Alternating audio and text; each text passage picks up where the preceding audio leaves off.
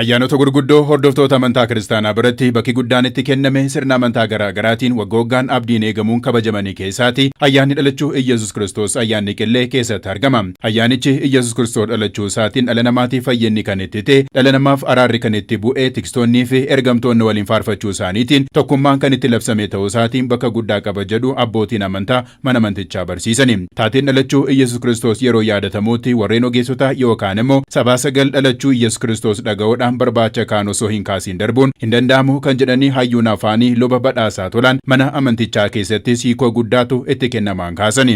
Sabaa sagal warri jedhaman jarreen ogeessotaa raajii dubbatame kana akka inni raawwatame urjii irraa waan arganiif jedha. Egaa akka mana kiristaanaa amantaa keenyaatti urjiin gaafa sana qulqulluu Uraa'eliidha jechuudhaan hiikti manni kiristaanaa. Sababni isaa hangafni ergamaa ifa irratti aangoo qabu qulqulluu Uraa'eliidha jedhamee waan amanamuuf. Egaa geggeessummaa isaaniitiin qabamee gara gooftaan itti dhalatee jiru dallaa horii gara sanatti akka isaan deemaniif ergamaan Waaqayyoodhaa misiraachoo isaanitti himeen gara iddoo sanaatti deeman.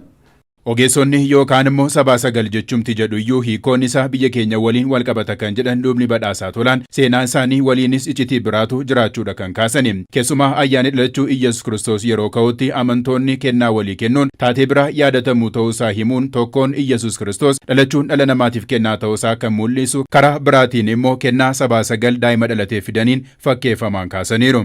Maal jechuudha sabaa sagal jechuun?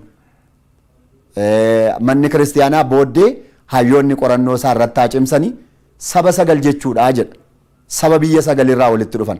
Isaan keessaa egaa yeroo gara sanaa deeman lubummaa isaaf ixaana, mootii ta'uu isaatiif warqee, du'a isaa gara fuulduraatti jiruuf qumbii kennaniifi jedha.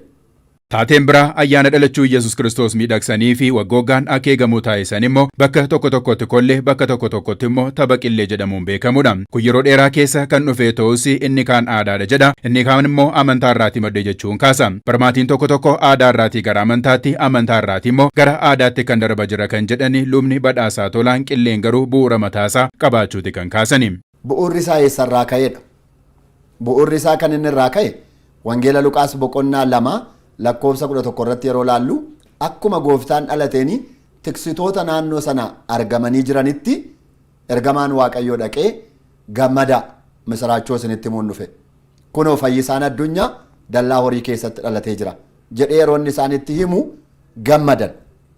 Gammachuu isaanii kana waliin ibsachuudhaaf namoota teellaadhaa dhufaa jiran eeguudhaaf haga sanatti maal godhanii kollee haan wal eeguudhaaf taphachaa turan naannoo sanatti.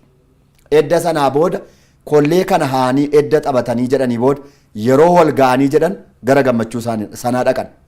Yeroo dhaqan wangeelli kan jedhu faarfataa dhaqaniidha. Maal jedhanii faarfatan? Galanni hooqumni Waaqayyoof Waaqarratti haa ta'u, nageenyi immoo dhala namaadhaaf lafarratti jedhanii faarfachaa dhaqanii jedha. Tikstoonnii fi sabaa sagal yookaan warreen ogeeyyii dhalachuu Iyyasuus Kiristoos erga dhagaaniiti callisanii ofii gammadanii qofaa hin dhiisne kan jedhan hayyuun afaanii lubni badhaasaa tolaan taateen biraa tapha qilleetiif sababa ta'es bakka kanatti raawwateeraan kaasani. Manni amantaa ayyaanicha dhalachuu Iyyasuus Kiristoos jettee yaadattuus barmaatii ayyaana qilleetiin akka ka'u wanti taasisee haga yoonaatti akka baramu taasises kanarraati maddaan kaasani. Gammachuu argine kana mandara deemnee namatti himuu qabna jedhanii murteeffatan. Achumaan isattiin kollee haa turan qabatanii mandara namaarra deemanii guyyaa har'aa kana magaalaa Daawit Beetaleem dallaa horii keessatti gooftaan dhalateera jechuudhaan gammachuu isaanii mandara deemanii ibsaa turanidha.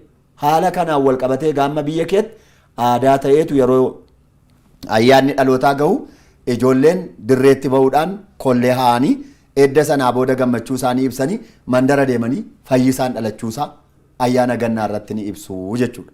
Kanaaf bataskaanni kana akka aadaa qofaatti tun ta'in duudhaa mataa isheetittis ni qabatti.